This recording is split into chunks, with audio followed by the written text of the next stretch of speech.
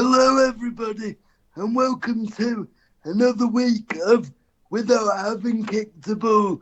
It's that time again where we delve into a football frenzy and dissect the top four divisions. Joining me tonight is the man whose channel this will be on, TubeMix. Hello. Hello there, everyone. Good to be here. How are you? Yeah, good, thank you. Looking forward and raring to go. The next culprit is Jordan. How are you? Yeah, very well, mate. Like you said, lots to dissect today. Looking forward to it. Yes, yeah. So without further ado, let's get into it. And we thought we'd start at Old Trafford. Another dismal display for United. I was there like usual, but I just want to get the lads' thoughts first. So Jordan, start us off. Yeah, I mean, I don't know.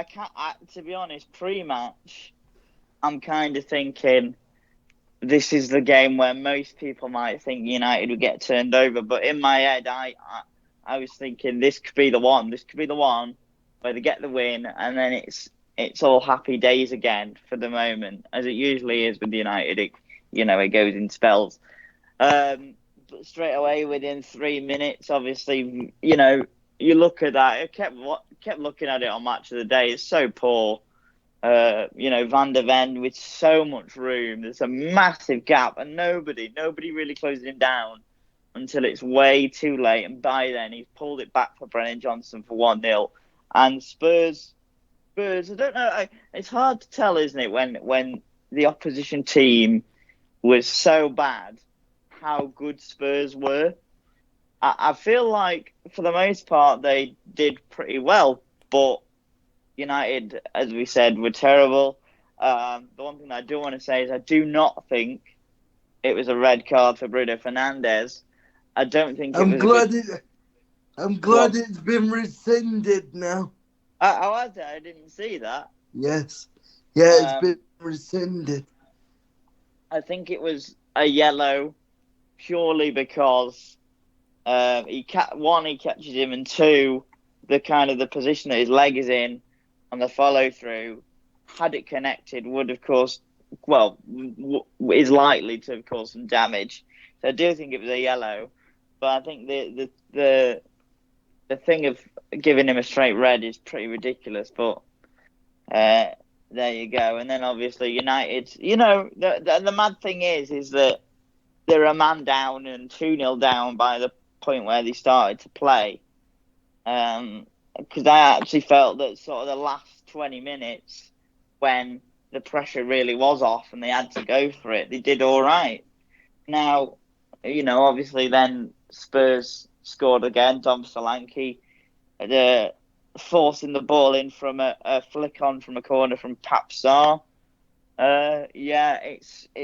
It's pretty grim for United. I think that was probably the worst I've ever seen under Ten Hag, and I agree.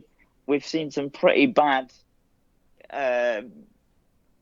displays, and I've made it very clear on here that I'm not the biggest.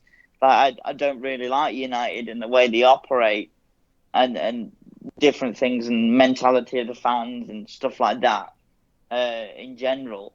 But I do feel like on days like that, where you're watching United get turned over by a Spurs side that have been held to draws by way weaker sides than United's on paper, that you just kind of think, like, United were the dominant force in England for 25, maybe even more, maybe 25, 26, 27 years until City came along. Obviously, you had Arsenal and Chelsea kind of snapping at the heels, and I just think that under this manager, they will not get anywhere near that. And that, blame lies at the players as well, but I do think it's the manager mostly. I think it was Paul Scholes that said they look uncoached, and I could not agree more. They look like they just go out there and do whatever they want for 90 minutes. Like they have to figure it out on their own. It's a fair assessment. And Will, I know you said you had some strong views tonight, so is this game one of them? What were your thoughts? Well, I mean, let's not sugarcoat this. United were absolutely poor. You know, I didn't see the match, but I read that Christian Eriksen said that they played 20. Apologies if I've not pronounced the name right, but they played 20 in the Europa League. And Christian Eriksen said, well, 20 wanted it more. Now, that to me should really start, ringing alarm bells, because if another team wants it more, then it's clearly an attitude problem. And I think, well, first of all, I'll come back to United in a minute. First of all, I want to say, credit to Spurs. They didn't have Son, and I thought Spurs were put on a really good performance. Great for Dominic Solanke, who seems to be, sort of slowly getting into the groove of it. And, Spurs great, United absolutely abysmal. I don't think the Bruno Fernandes red card was a red. For me, he just slipped. It was not meant to. There was no malicious activity. It was not meant to hurt. So I think that's probably the right decision.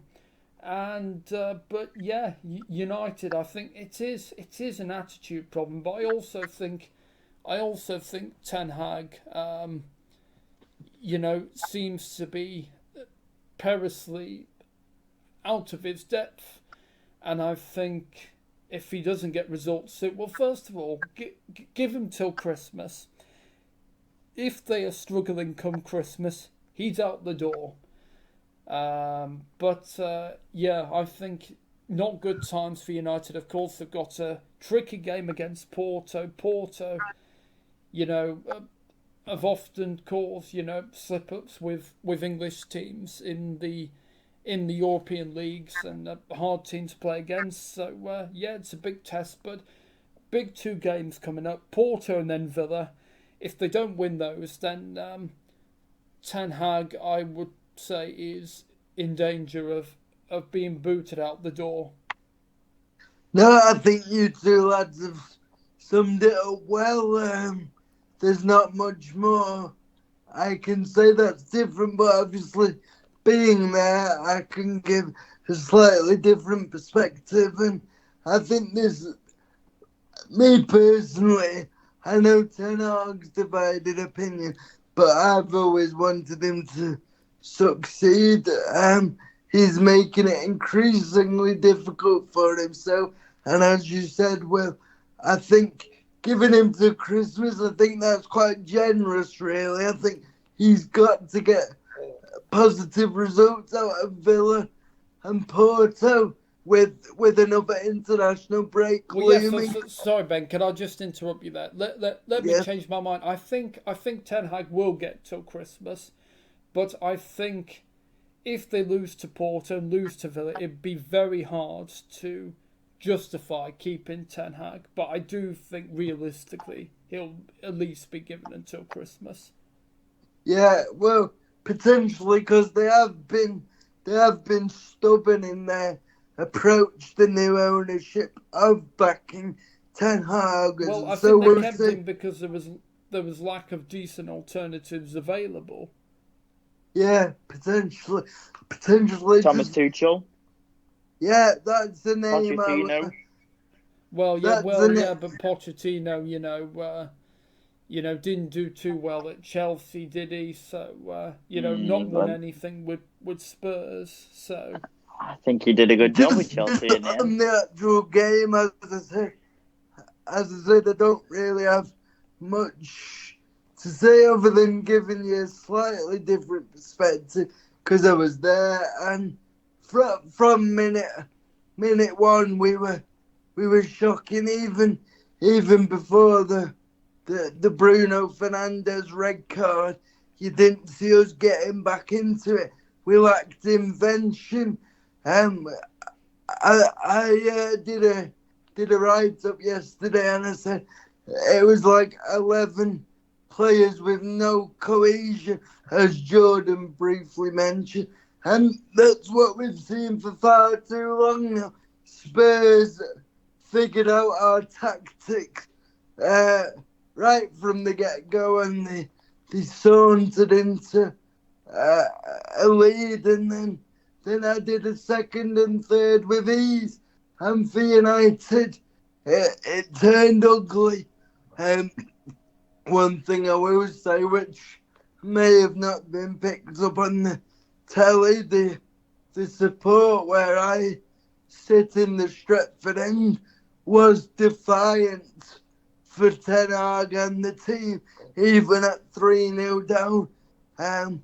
We were still singing, but it's grim times at United at the moment, and I don't see it getting any better. One thing I will say is, I said to they've got to win their next 2 games for me. If they don't yeah, win those 2 games, then it's going to be a struggle. It's going to be a crisis. Yeah, it's do or die these next 2 games for me. Yeah. I said to my mum, who I went with on Sunday, going into the ground, I said to her, this is our biggest game of the season so far. If we win, we'll be 4 points behind Liverpool. I mean, City 5 points behind Liverpool, and instead we're 8 points behind Liverpool already. So yeah, that was very damning to see. I think one thing I mentioned on my write-up yesterday, and I stick with this opinion, is the players are far from blameless. Every time we go a goal behind, you struggle to see who the leaders are. I think the shirt, the stadium, whatever it may be, I think it weighs too heavy. As Jordan briefly mentioned, Old Trafford was the ground that everyone used to fear. It was a formidable fortress, and now it's anything but. If teams are struggling and they come away to Old Trafford, they're going to be glad, because more than likely they'll get a positive result, and it's not good enough. But yeah, that's all I have to say on it, really, because I think you 2 lads summed it up well. I know you wanted to speak about Chelsea, George, so I think that's a good place to go to next. Crazy game, basketball game at times. Chelsea victorious by 4-2, and the brilliant Cole Palmer scoring all 4 goals. So give me your thoughts on that. Yeah, I mean, kind of felt like this was one of those games that we could lose. Still, yeah, as we've talked about through the upturn of fortunes at Chelsea, still a little bit, it's met with some apprehension because of how things have been over the last sort of 3 years, ish. But when you've got Cole Palmer on the field, I mean, they're going, just the 4 goals for you today, Cole, and he was like, well, I should have had 5 or 6. Yeah, and he should have, and the mentality of him. I mean, I want to highlight quite a few players, but he's unreal. He's just like, he's an absolute dream. And types of goals that we haven't really seen him score. Like, that free kick was an absolute beauty. Yeah. He stood over it, and you're thinking, he's not going to shoot here, is he? And then he just plants it, like, top corner. I mean, Brighton it's very obvious tactical analysis, but Brighton were playing with a high line, and you're playing with a high line when you've got Jackson, who's lightning quick, Sancho, who's lightning quick, Madueke, who's lightning quick. I said Zapata there. It just seemed like tactically he got it wrong. I don't know what they were supposed to be doing. I don't know what the thinking was supposed to be, but we just got every single time they stepped out. They stepped up, and we broke out every time. And it should have been a lot more. I think Verbruggen,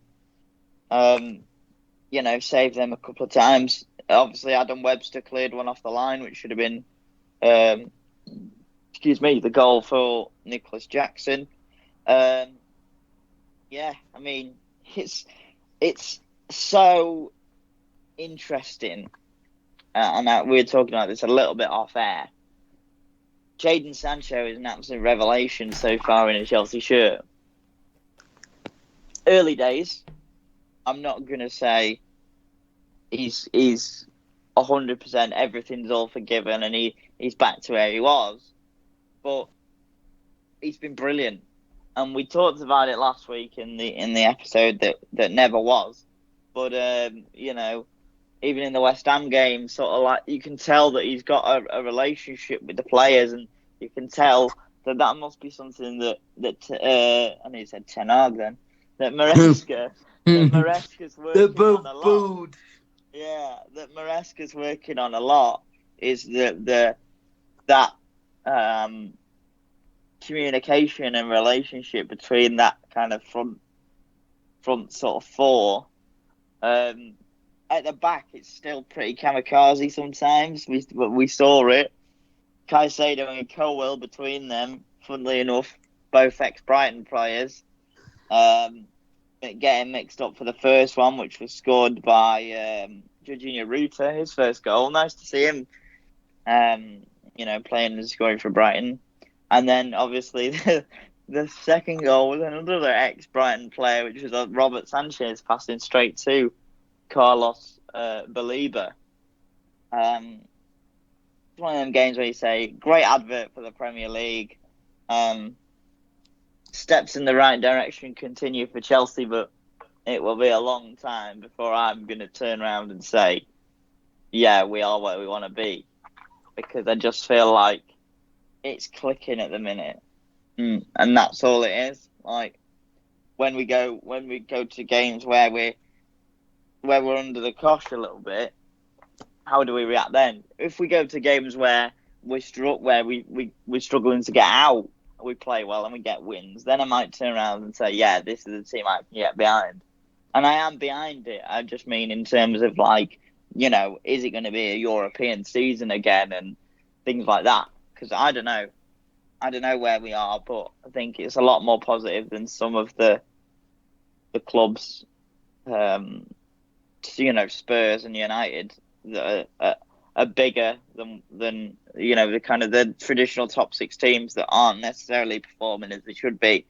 I think it feels like Chelsea are further along than Spurs and United, which is a bit mental. It's kind of weird as well. Let me just say one thing against Maresca is it shows you how fickle is that now we're scoring goals and winning games. All the Conor Gallagher, Brozier, Lukaku, Chalobah, being forced out, Chilwell, it's all kind of forgotten about, isn't it? It's funny. Another thing I thought of just while you were talking there is that from my point of view, obviously I agree with everything you said. There's still a long way to go. Everyone knows that. But if Cole Palmer gets injured, for example, I hope it doesn't happen because he's a wonderful footballer. But if he does, how would Chelsea react then? And that's something I thought of because he's still obviously there their talisman, of course. But yeah, I just thought of that. But Will, give me your thoughts. Do you have anything different to say? Or Well, I mean, Brighton have usually been a little bit of a sort of bogeyman team, haven't they, to the top six, if you like. So, Chelsea could have easily slipped up here. But, well, it was the Cole Palmer show, wasn't it? I mean, I can't think of many games that I can remember that a player has scored that one player has scored all 4 goals. So, yeah, no, it's well, extraordinary. and And yeah, obviously, if you're a Chelsea fan, you don't want to get too carried away, but they're making they're making tiny steps, and yeah, it remains to be seen whether they can keep this good form going. Obviously, keeping Cole Palmer fit will be obviously key for them, and if Palmer keeps up the goal scoring form that he has, he has a good chance of being called up to when England next play. yeah, well, for me, he should be a stalwart in the England squad anyway. I think he's absolutely phenomenal. And just touching on what you said about the 4 goals, if I remember the stat correctly, I think he's the only player to score 4 goals in the first half of the Premier League in history. So it's Correct. Wow, That's landmark correct. Yeah. then. it speaks for itself, really. Yes. And yeah, I think you're right. It was a potential banana skin for Chelsea, especially within their infancy of Maresca's machine, if you like, Yeah. and one they passed. So positive signs for Chelsea. Yes. Next up, I wanted to talk about Arsenal and Leicester now. I'll come to you first, Will, because I know you wanted to mention it. It's a good win for Arsenal. Coming from behind to lead a real psychological boost early on as they go for the title.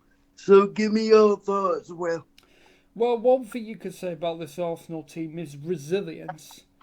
They've got the character that even if they go a goal down, they seem to have it within them to not let their heads drop, and they just seem to now find a way.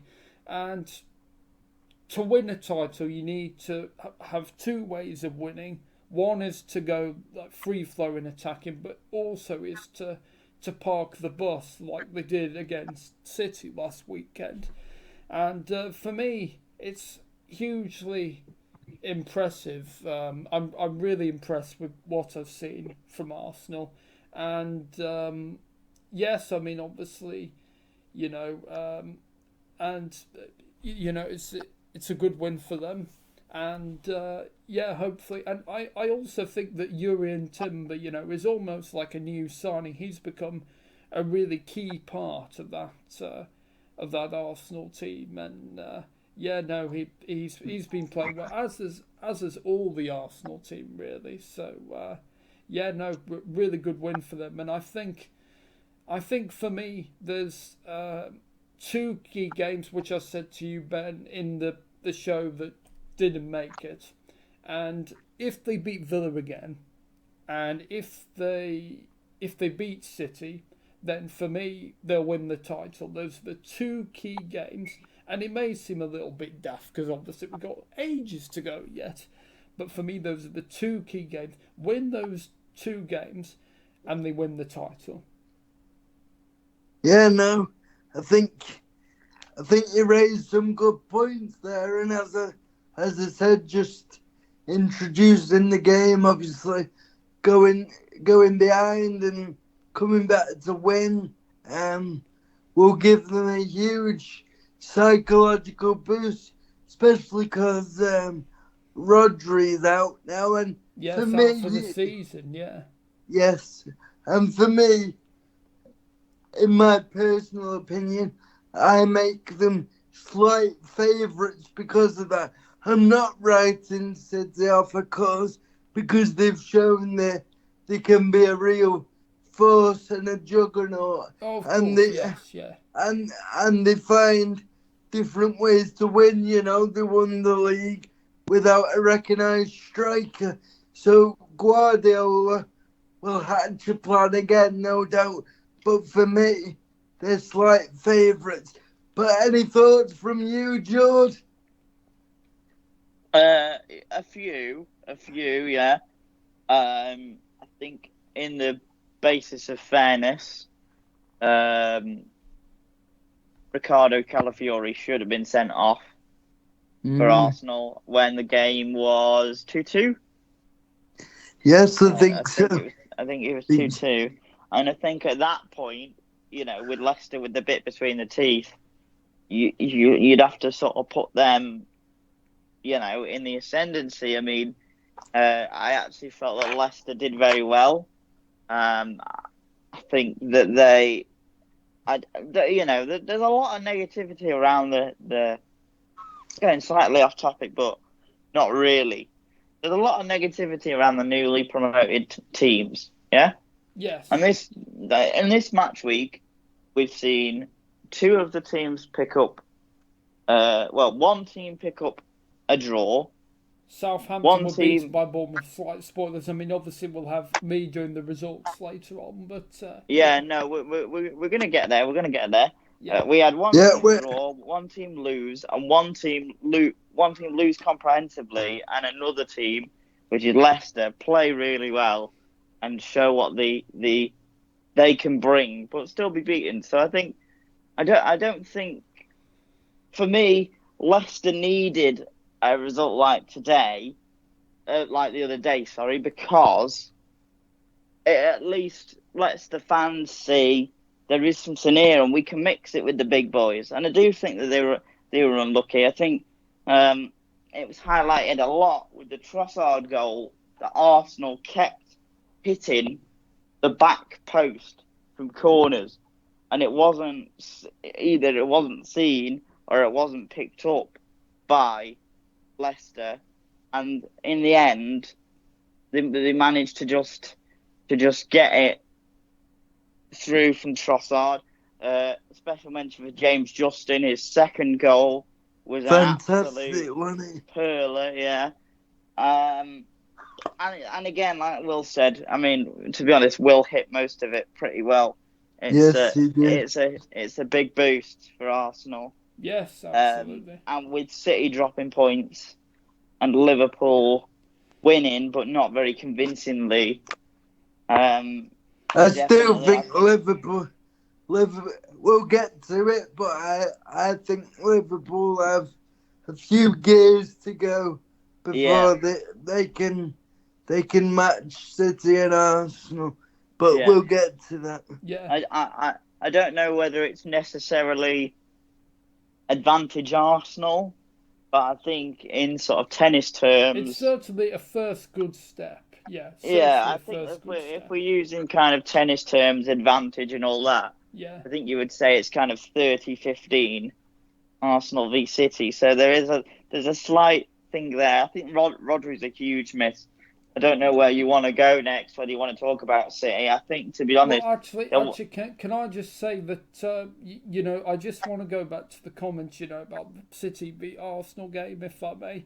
And I can't believe some of the language, you know, dark, pathetic, absolute bollocks. All it was good tactics, you know, parking the bus. It was absolutely pathetic. I was also really angered by Pep Guardiola's comments saying, you know, Arteta, if he wants war, then he'll get war. I think with what's going on in the world, I thought that was an absolute disgrace. Really insensitive comments that really enraged me. To be fair, Will, I'm gonna play devil's advocate here. I don't mind that because I know there's wars going on in the world, but it wouldn't have meant that. Plus, I know. It's just my view. It made me really angry, that comment, really. Plus, it's been ages and I'm sure Jordan will agree with me here. Oh But yeah, it's been ages since we've seen a proper rivalry in the Premier League in terms of a bit of needle to it. Because That is also very valid. I agree with you there. obviously, City and Liverpool went hammer and tongue for a couple of years, but Klopp and Guardiola bigged each other up, and Arteta and Guardiola have done the same. But hopefully now we can see a bit of a hatred because football has missed it. To be fair, yeah. I Yes, don't yes, think that is we've. very valid. I agree with you. I don't think it's something that we've had properly in the Premier League since. Well, I think obviously Tuchel and Conte didn't really like each other very much, did they? no. But in terms of a proper rivalry, Not since like you Mourinho say, and Wenger, maybe. that was exactly what I was going to say, Mourinho and Wenger, because I think Mourinho and Ferguson had a pretty good one, as did Well, Wenger Jose, and it doesn't take Ferguson. much for him to fall out with But people. Wenger and Ferguson and Mourinho, they did big each other up as well. I think they made each other better. So it's one of those things. But yeah, It was healthy competition, Yeah, wasn't I it? think. Well, like I said, it's just my view. It made me angry, really. I don't like the term dark arts. I don't like the dark I arts. just thought it was But pathetic. It was bollocks. It was like I do like a bit of shithousery, and I think that game was full of it.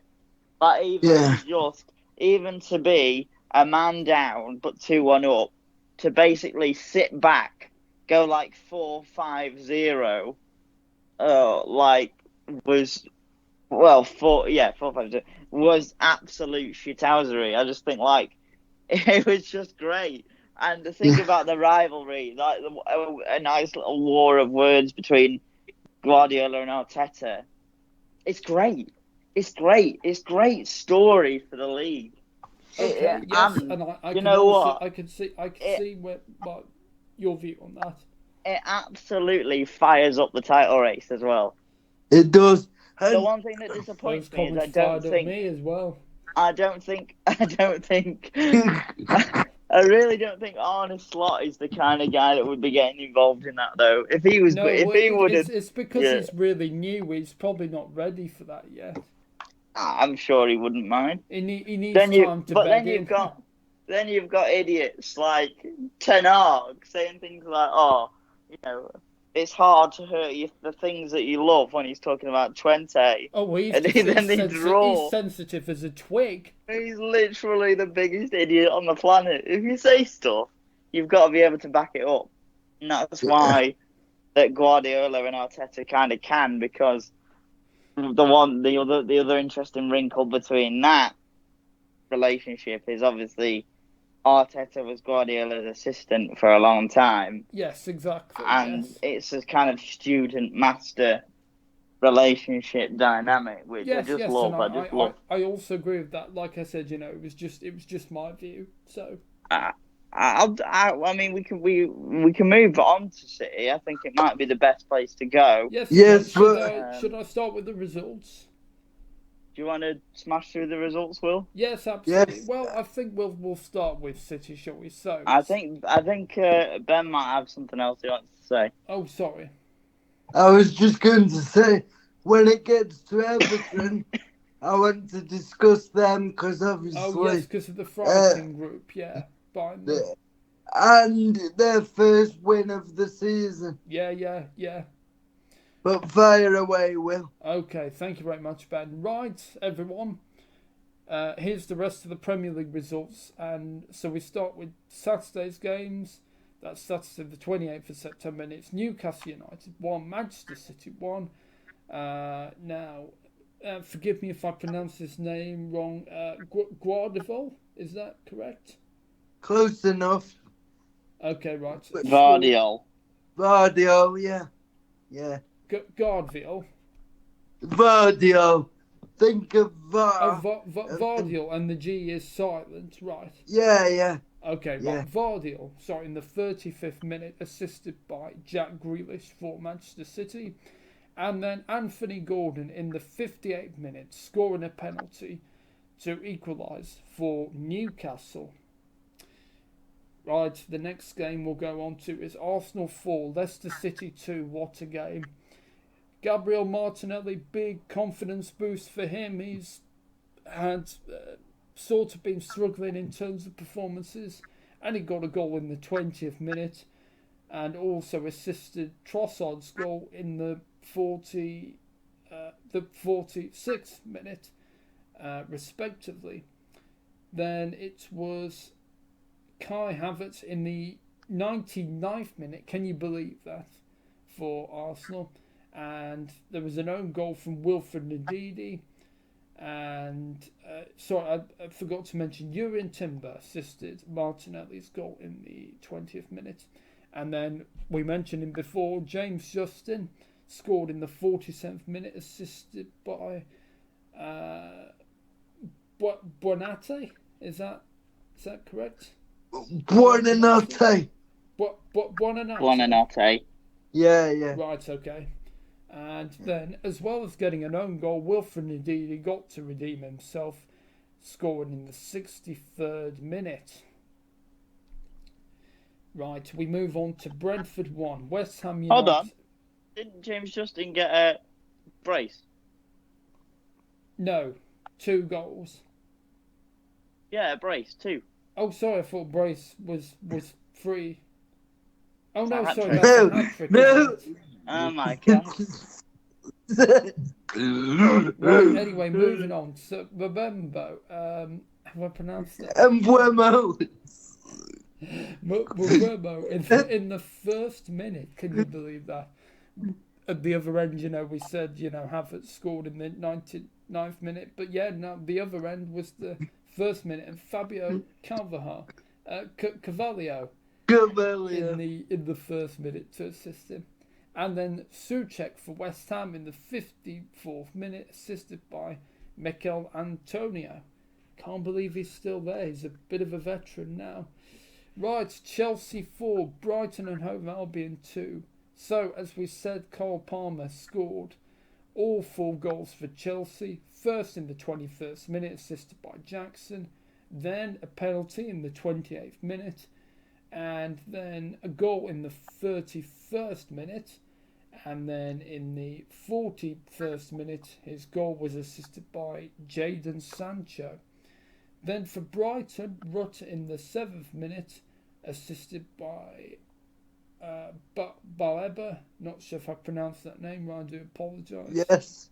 Okay, That's and right. then Baleba as well as assisting, got a goal in the 34th minute. Right. Okay, now we move on to Everton 2, Crystal Palace 1. Now, I'll just go through the score and the goal scorers, and then I know you want to say something, Ben. So, Dwight McNeil in the 47th minute, assisted by Ashley Young, and he also scored in the 54th minute for Everton. Then, Gueye in the 10th minute, assisted by the Crocs. Is that, have I pronounced that name right? Lacroix. The Croix. Yeah, of course, French. So yeah, you don't say the X. So yeah, Everton 2, Crystal Palace 1. And yeah, I know you want to say something, Ben, so fire away. Yeah, I just think it was a really important win for Everton, obviously getting off the mark with their first 3 points of the season. Dwight McNeil centre to that victory, and then obviously off the pitch.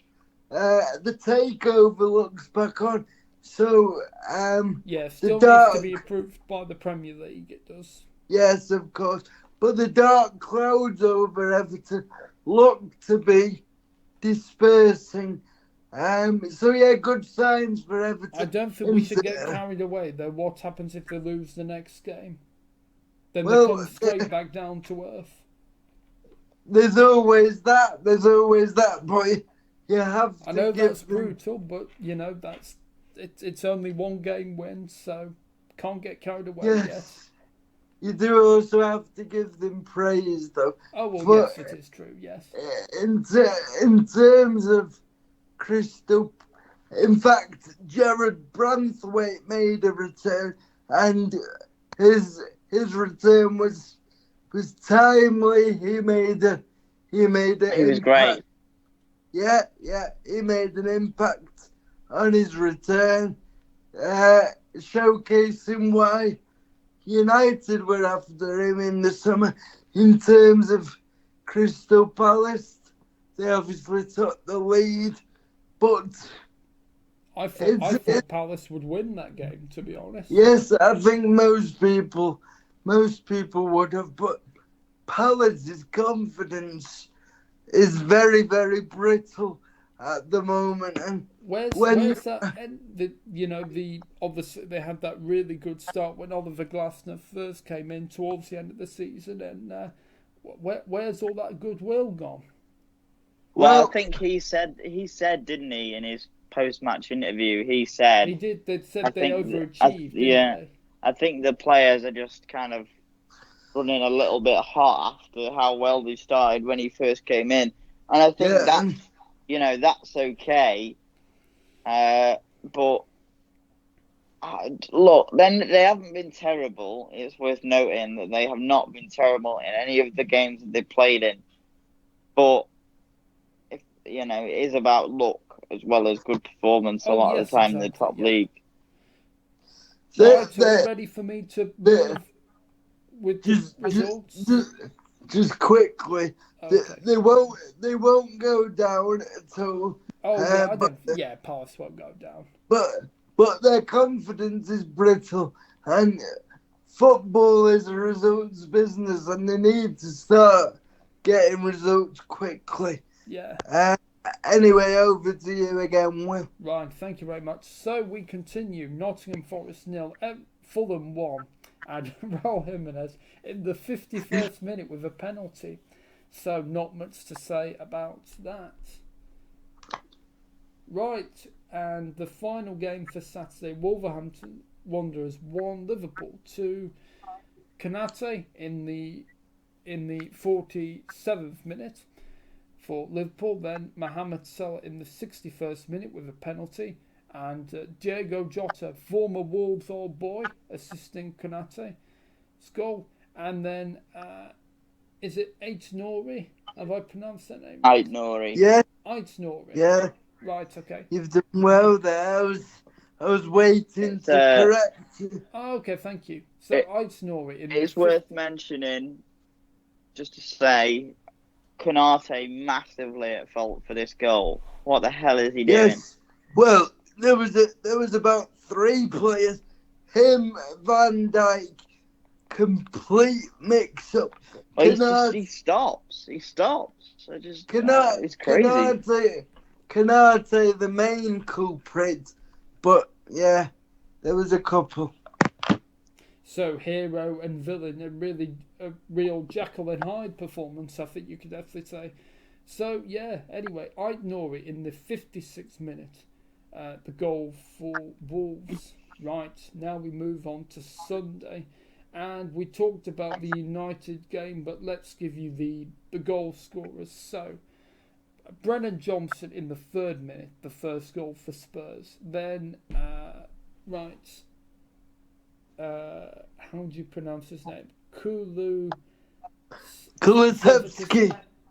No, Kulusevski. Kulusevski. Yeah. Okay, that's close enough. Yeah, in the 47th minute, and then it's Dominic Solanke in the 77th minute, assisted by Sarr, and we mentioned Van de Ven. How quick is he? In the 3rd minute, it was like lightning. Lightning speed. Yeah, really quick. And then, of course, Bruno Fernandes, as we said, got sent off in the 42nd minute for United. If you didn't hear me before, it has been rescinded now, though, so he'll be available. And quite rightly so, because, it definitely shouldn't have been a red card. Right, Ipswich Town 2, Aston Villa 2. I thought Villa would win this game easily. In fact, I thought Ipswich would be absolutely thrashed, but no. Liam Delap in the 8th minute, assisted by Jack Clark. And then Hutchinson in the 72nd minute, as well as providing the assist for Delap's goal. Oh, yes, sorry. So Delap, scored in the 8th and 72nd minute, and then Hutchinson assisted Delap's goal in the 72nd minute. Aston Villa, Morgan Rogers in the 15th minute, assisted by Ollie Watkins, and then as well as an assist, Ollie Watkins scored in the 32nd minute, assisted by Leon Bailey. And finally, Monday the 30th of September, AFC Bournemouth 3, Southampton 1. I didn't see the game, but I saw Russell Martin's comment say normally he would be pleased with them. So the first goal, Evanilson. I think I've got that. Have I got that correct? Evanilson. Evanilson, right, okay. The way I should remember it, yeah, sounds like Harry Nilsson. Yeah, so that's how I should remember it. 17th minute, assisted by Marcus Tavernier. And, Atara? Have I got that? Dango Utara. Yeah, Utara. Atara, right, okay. Sorry. Utara. Right, okay. Yeah.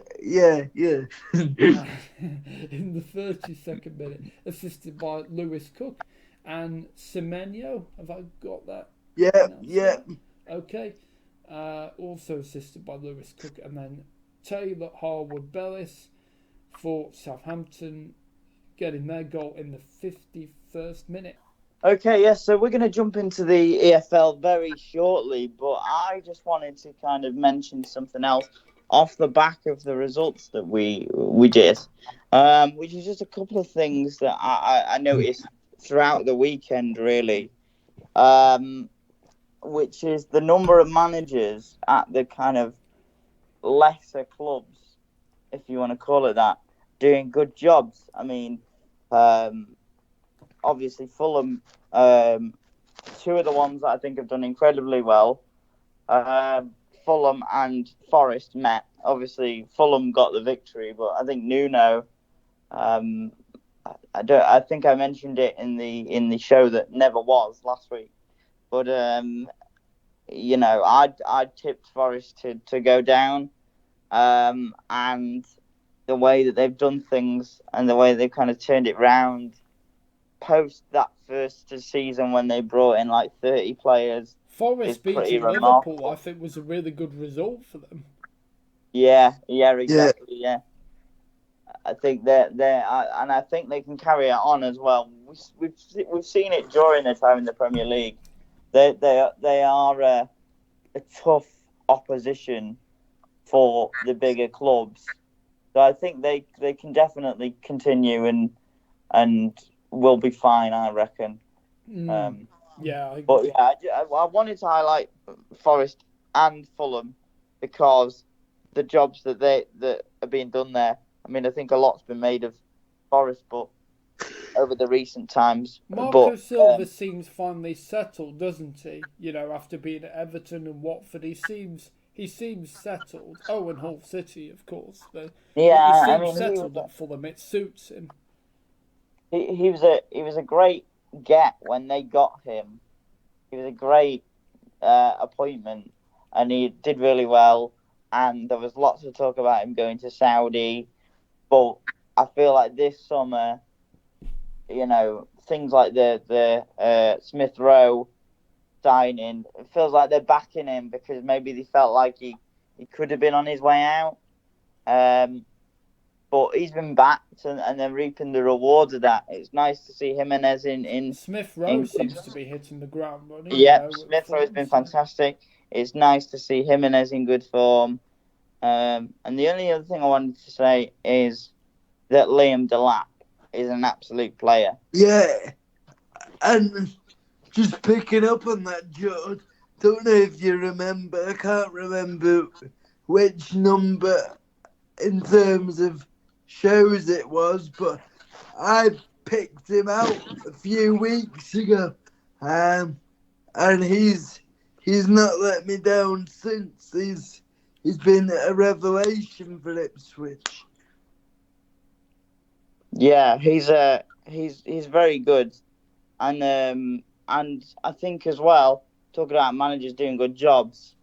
I know they haven't started amazingly, but I kind of expected Ipswich to come into the Premier League and get absolutely battered every game.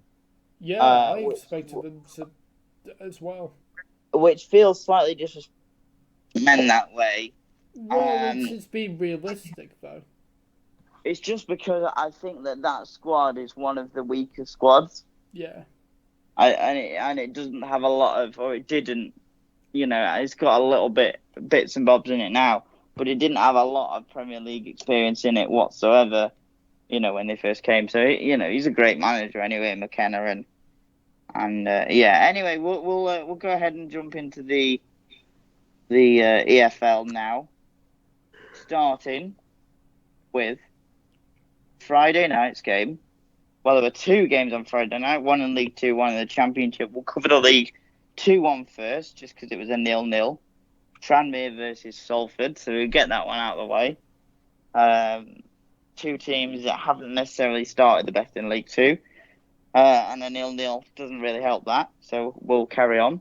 Live on Sky on Friday night. Resurgent Luton Town, really, kind of, started to pick some decent results up against, Wayne Rooney's Plymouth, who are kind of in the same boat and picking up, started to pick some results up. It went the way of Plymouth Argyle, 3-1. Goals from Al Hajj and a double from Ibrahima Sissoko, with a consolation goal from the returning Victor Moses, who makes his return to English football after a few years in Russia. Victor Moses, wow, yeah, I remember him in Conte's first season at Chelsea. Tell you what, George, off air a few weeks ago, we were talking about Barclaysman. He could be one of them. Yeah, and you know what's funny? We had that conversation, and I think we mentioned him when we were having that conversation, and then the very next day, or maybe 2 days later, it came out that they had signed Victor Moses. Like, so, seeing a relative you haven't seen for so many years. Yeah, listen, it's a great result for Wayne Rooney's Plymouth. They were very good. It's also worth mentioning that while we're recording this, we've also got the kind of hindsight and also foresight that we can say, the midweek game's going on right now, so we can see what's going on there. Yeah, but if you go to Ben's football folio, then I'm sure, Ben will have all covers basis. All bases covered. Oh, bugger. Yeah, so, with the hindsight of the midweek games, I do start to worry for Luton a lot. They have we got the giggles here? I'm okay now. Right, that's fine. Yeah, I do worry about Luton. They've not started very well whatsoever, and it just doesn't look. It's not looking great. I believe in Rob Edwards. We've talked about this before. I believe in Rob Edwards. I'm sure they'll be fine, but definitely very, very positive steps again for Plymouth. And it's a lot of that, isn't it? It's a lot of that we talked about in the Premier League. Positive steps, negative steps. And it feels like it's a very steps-heavy week. It feels like that's been the kind of story of the week in the EFL. Lots of teams taking very, very positive steps forward. Sometimes that's how you have to start. You can't expect them to just hit off straight away. Sometimes you've got to. You don't get to the top of the mountain instantly. You've got to climb there first. Yeah, and we'll continue on with that with that kind of story as we talk about Blackburn 2, QPR 0. The story of this kind of hinges on a red card in the 47th minute, or the 45th plus 2. Jonathan Varane sent off in added time in the first half. That then left Blackburn with a bit more space and a bit more time, and they got their 2 goals. One from Lewis Travis and one from Danny Bart. They continue. They're just moving great guns at the moment, as are Norwich, who very, very, I don't know how many of you saw this, scored a couple of controversial goals against Derby at Pride Park. Yeah, it was 3-2, wasn't it? Yeah, it was 3-2. A hat-trick from the Spaniard, Borja Sainz, with some Derby goals either side of it. Craig Forsyth on the 60th minute and Corey Blackett-Taylor on the 91st. Now, I think it was the first Borja Sainz goal, a cutback from the line, Josh Sargent, clearly, and I mean very, very clearly, crosses the line.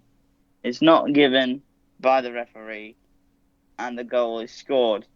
I mean, look, it's never going to be a scenario where we put things like VAR in the lower leagues. It's not what the lower leagues, I don't think it fits the lower league game. But that's a pretty shocking. It's pretty bad that that's been missed. Yeah. However, it is, they're still going great guns after starting to pick up some steam under the new boss, Johannes Thorup. But I don't think there's too much to worry about either in terms of Derby. They were a little bit unlucky, as mentioned. Now, one of the shock results of the day in the Championship was the leaders, West Brom. They went to Hillsborough and they were beaten pretty comfortably, you would say, until they got back into the game. Yeah, it was 3-2 again, wasn't it? Yeah, yes, 3-2 it was 3-2, yeah. So, Darnell Furlong with the own goal for Sheffield Wednesday at first. An unbelievable header by Josh Windass to make it 2-0. And again, cruising, playing pretty well, had control of the game. Josh Madger, top scorer, no problem. He got the 3-1 goal. He's a major deal. Yeah, His name's Madger. Oh well, yeah, I know. I've just sort of winding Jordan up, folks. Alex Mauer, who's been a very, very good performer this season so far, he got the 2-2 goal at the time, and then Anthony Masaba with the winner on 86 minutes. Great result for Danny Roll and. I tell you what, George, you mentioned Josh Madger. Obviously, they lost West Brom, but he seems to have found his home at the Hawthorns because tipped to be a wonder kid when he broke onto the scene. Had a bit of a turbulent time at Fulham to start with, then found his feet, then went off to Bordeaux. Didn't quite work out, but now he's found his home again, I feel like. It's funny that his replacement at Bordeaux, he's had a couple of replacements, but his most recent replacement at Bordeaux is Andy Carroll. Yeah. But there you go. I can't believe he's still playing. He's so injury prone. It's a miracle he's still playing. Great result for Wednesday. I think they showed what they can do. Doesn't necessarily do much damage to West Brom because of results we'll get to further down, but obviously it's still points dropped. Hull City, they've been doing pretty well recently after picking up their first win last week. They went to Cardiff, who are having a very, very bad time at the moment. Omar Bullet got the bullet, as we discussed in the match, in the episode that never was. He was replaced by Omar Rizar, who took charge of his first game, and they were comfortably battered. Although, it's worth saying that Cardiff did take the lead through Callum Robinson. Then it was 2 goals by Mo Balumi, a goal by Oscar Zambrano, and then a 91st minute penalty from Chris Badia. So, great character from Hull to come from a goal down, and it just continues to be a pretty dismal season for Cardiff. As it kind of has been for Coventry. They went away to Leeds at Ellen Road and were battered 3-0. Goals from Nonto, Bogle and Perot meant that the Leeds United machine continues after sort of spluttering into gear at the start of the season. Coventry, I think the newer ownership have spent a lot of money or did outlay a lot of money for the likes of Sims and Wright. Not going just yet, but they have been slow starters for the last couple of seasons, so we will see about that one. Millwall now again tipped to do pretty poorly, doing pretty well, although it was against a poor team. 3-1 against Paul Heckingbottom's Preston. Goals from Honeyman, Romain Esse, and a first goal for Macaulay Langstaff. Jordan Story got a consolation in the 87th before Amaku was sent off in the 89th minute. I don't know whether you saw this, but very stupid from the lad. He got, I think he was just, a little bit of pushing, shoving, bit of a foul, and he gets up and headbutts the lad, straight red card. What a prat. Yeah, little bit silly there, but there you go. 2-0 nils next. Oxford 0, Burnley 0. Burnley knocking on the door without much of an answer. And a very positive showing for Pompey at Fratton Park against Sheffield United. 0-0 there. Now, the reason that I said that the West Brom result didn't really do much for their place at the top of the table is that Sunderland were beat. So that means it's 2 losses in a row for them. After having such a good start. Yeah, Watford back on the winning trail. A goal from Festi Ebisele, who you might remember from Should Derby. rename it to Revolving Door FC, because that's what it's like with their managers. Festi Ebisele, who you might remember, it came through at Derby under Wayne Rooney. Is he the Irish lad? Yes, and then he was sold to Udinese, and then obviously it's a Pozzo special. You know what they're like. You make it sound like it's a dish in a restaurant. Oh, well, I love the Pozzo special. Please. Yeah. Wilson Isidore got his first goal for Sunderland to equalise before Tom Delibashiru netted the winner on the 84th minute. Now, you'll have to excuse me for a second. We just go to Sunday, where we had a derby, which is Swansea-Bristol. And that finished 1-1. Ben Cabango's 15th minute opener cancelled out by Josh Knight. Not much to say about either of these two teams. I think there is quite a bit of pressure on the Bristol City boss, Liam Manning, but I get the feeling we'll have to talk about them another time, because I think that is a developing story that we will keep our eyes on. Right, in League Two, Bolton Wanderers, another team that had made some positive steps after a bad start to the season. You see, we're back on this storyline as we were. They went to Crawley, who lost their manager in a bit of interesting managerial news. Their manager... Yes, they have of Crawley. A bit Go on, George, sorry. Their promotion winning manager, Scott Lindsay, has jumped ship to replace Mike Williamson at MK Dons. weirdly enough, I did see that the favourite for the Crawley job is Rob Elliott, former Newcastle goalkeeper, who is the current Gateshead boss.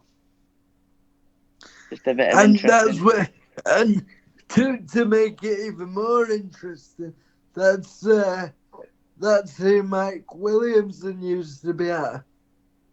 Yeah, exactly. When he started out. Yeah, so it was a routine away win for Bolton. Kyle Dempsey and John McAtee, they've picked up the pace. Great to see. Huddersfield were a team that we were incredibly positive about first couple of weeks in the season. They were beaten last week by Northampton. They were beaten this week by Reading. But they were 1-0 up thanks to Matty Pearson, and then goals from Harvey Nibbs and Ben Elliott got the wins for the Royals. Very, very important that we completely completely away from this week's football. Dai Yong, the owner of Reading, still hasn't sold the club. Still haven't found a buyer.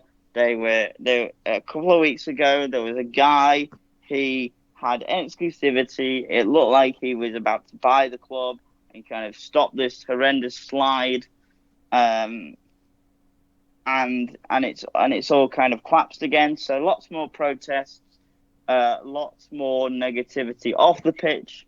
On it, you can't be anything other than full of admiration for the Reading players and Reading manager Ruben Selles. Went off topic a little there, but I think it's such an important story within the EFL. Yeah, that and it you needs would mentioning. think that, if it's off the field, such a messy situation, that eventually it would translate and influence on the pitch, but clearly not. And if that's the case, then credit to them. Yeah, no, it's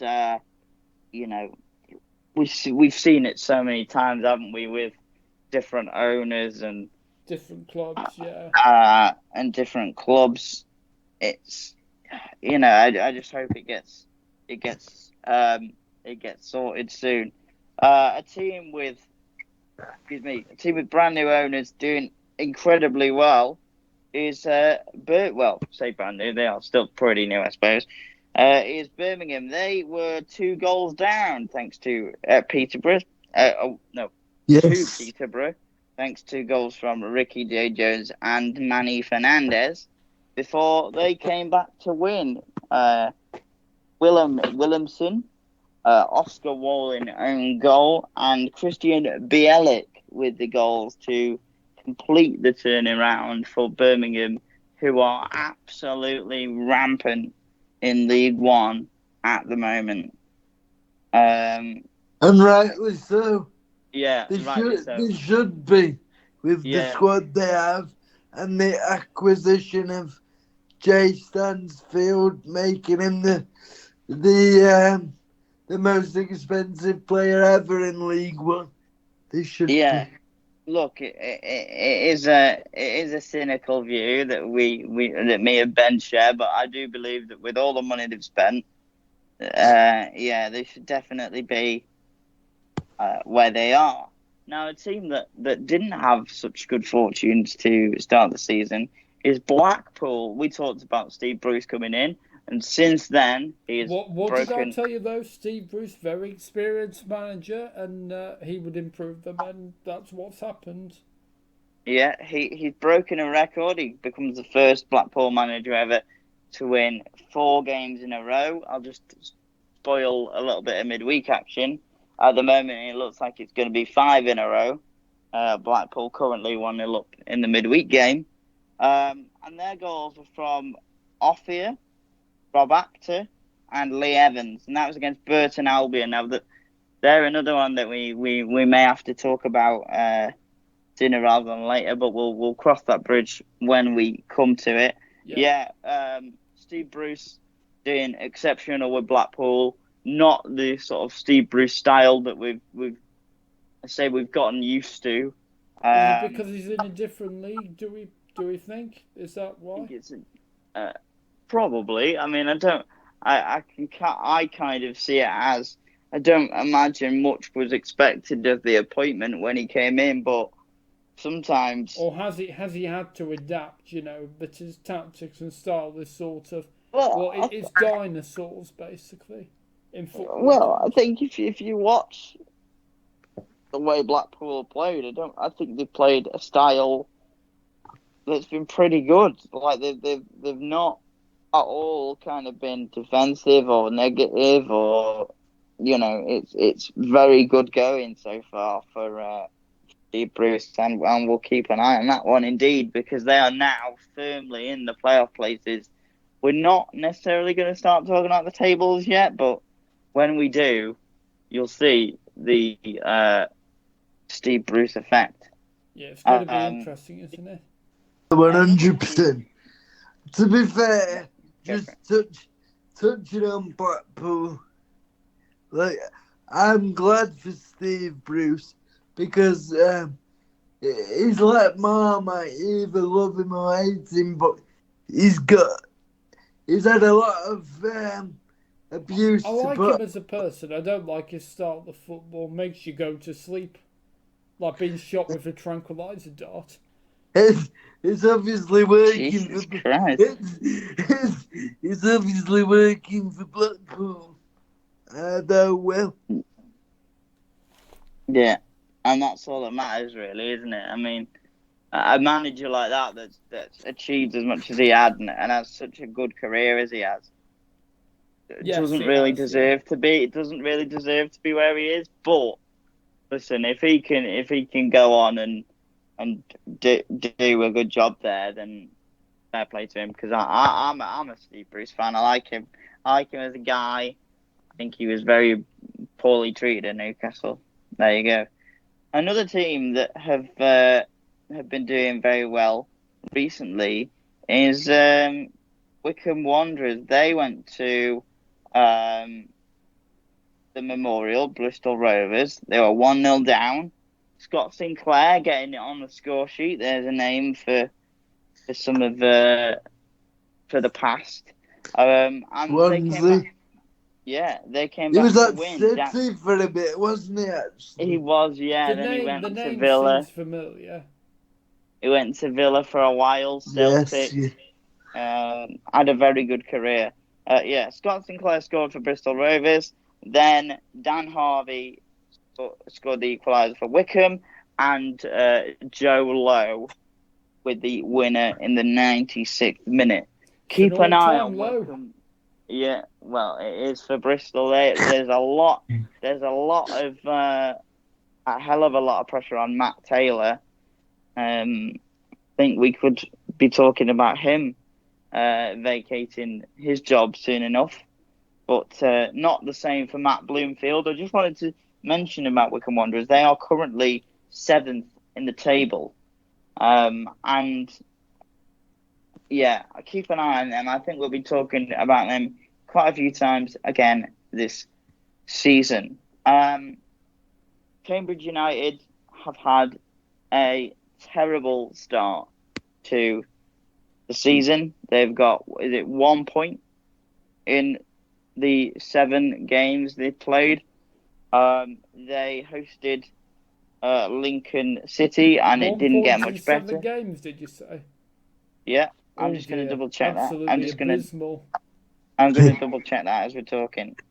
That's one of your favourite words, isn't it? No, 1 point in 7 games.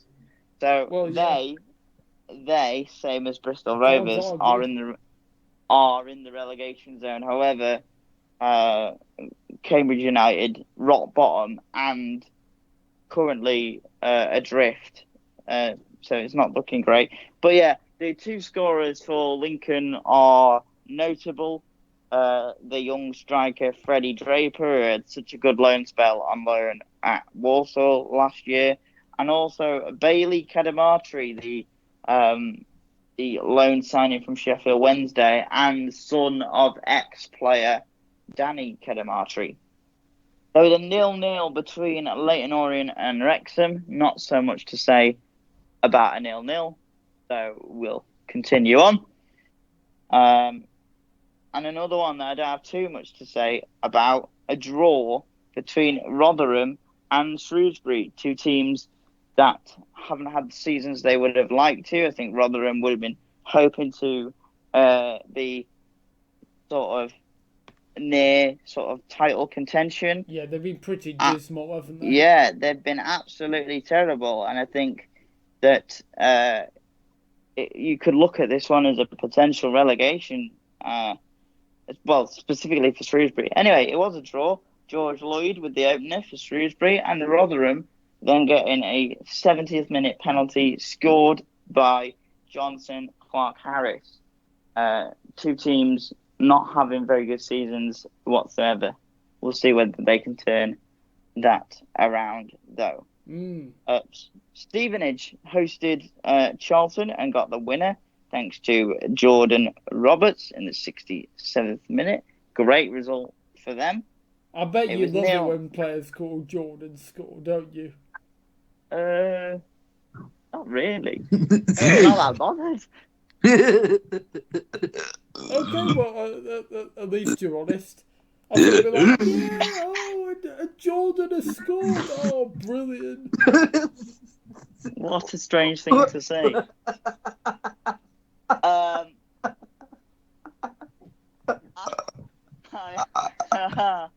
am just going to say on the Stevenage result, on the kind of with the benefit of kind of seeing the midweek games, they've just pulled off an absolutely unbelievable result as well. Stevenage, they have just beaten Wrexham 1-0 at home, so continues to do well for them. Alex Ravel and his team showing that they were the right choice for the job, because I think, when they come in, a little bit of negativity perhaps around that appointment. But there you go. They're back in. They're amongst the winners. And, the final game was the late kickoff in League One, which is very rare. And it was another draw. Adam Phillips with a 4th-minute penalty from Barnsley, and then Louis Barry with a 91st minute equaliser for Stockport. Okay, and finishing off with League Two.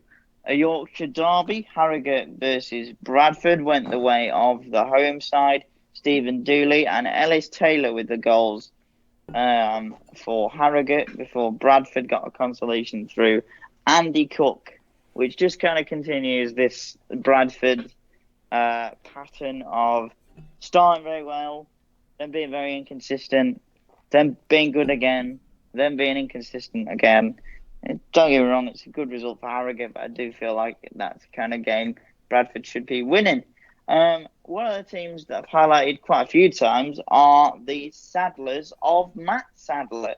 Walsall, of course. They got a 4-0 victory at Colchester, thanks to goals from Jamie Jellis, a blast from the past in Albert Adoma, and 2 from Jack Earing. They continue on. They impress and impress and impress. Not much I can say about them that I haven't already said. Although I do find it quite funny that when Matt Sadler first got the job, they were pretty poor, and there was lots of people kind of saying, yeah, maybe it's time to change things up. Stuck with him, and now look where we are. There's a lesson in that. Wimbledon's match versus Accrington was postponed. We know the issues they've been having with their pitch. So many of the 92 English Football League clubs and the Premier League have got involved. In fact, I think every single Premier League club has contributed.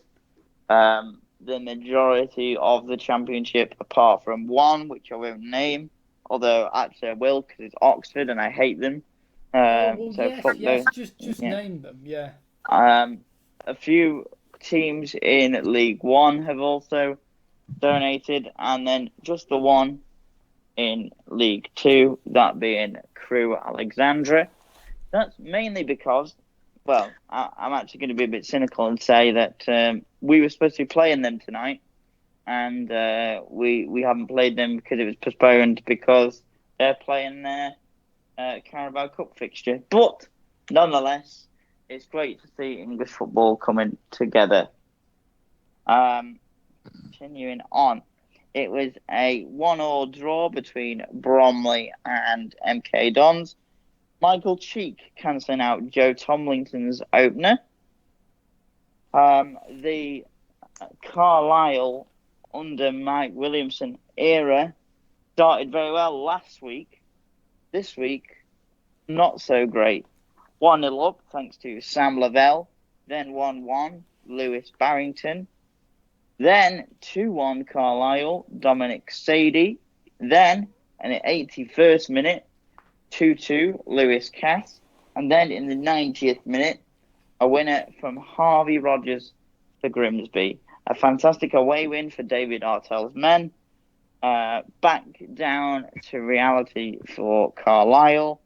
And yeah, just good to see David Artell doing well with Grimsby, and notable as well because it was Callum Ainley's cross, which was an absolute peach that was hit in by Rogers. So yeah, there we go. Fleetwood under Charlie Adam got a great away win at Cheltenham, who have been pretty decent at home despite being pretty poor anywhere else. 2 goals from Matty Virtue. Doncaster Rovers have been one of the early pace setters. They're slightly inconsistent over recent weeks. That continued. They were beaten 3-0 by Chesterfield at home. Che Dunkley with the first goal. Then 2 yellows for Lee Molyneux. Then 2-0 thanks to Paddy Madden's penalty. Then down to 9 men thanks to a straight red card from Tom Anderson. Then 3-0 thanks to James Berry in the 95th minute. It was a battle between the top 2 in League 2 at Priestfield. Barrow, top of the table, versus Gillingham. Let me just check that actually, because I don't want to get that one wrong, although it might not reflect the same way. Hold on. Either way, they were the top 2, whichever way it was. And it was actually won by Gillingham. They got 2 goals from their man, whose name is Jaden Clark. And then the second goal was given to Robbie McKenzie, although it did take a massive slice of luck off a deflection off the Barrow player. So they were first and second on goal difference, by the way. It wasn't just to double check that for you. Another team who had started incredibly well was Notts County. They were struggling Newport and had to settle for a point. Lee Angle with the inadvertent flick in the 2nd minute, cancelled out by Matt Platt. Kieran Harrick was sent off in the 91st minute for the Shrimps. Now then, we'll get through this one as quickly as we possibly can because we knew it was coming. 4 wins in a row for Alexandra. Hadn't got to 5 in 30 years. We're at home. We're away, at Rodney Parade to Newport. Thinking it could be history. 5 wins in a row. But no, wasn't to be. Cameron Evans with an absolute thunderbolt before our main striker, Kane Hemmings, went off injured. He was replaced by Adrian Thibault, who joined us on a youth deal from Macclesfield Town.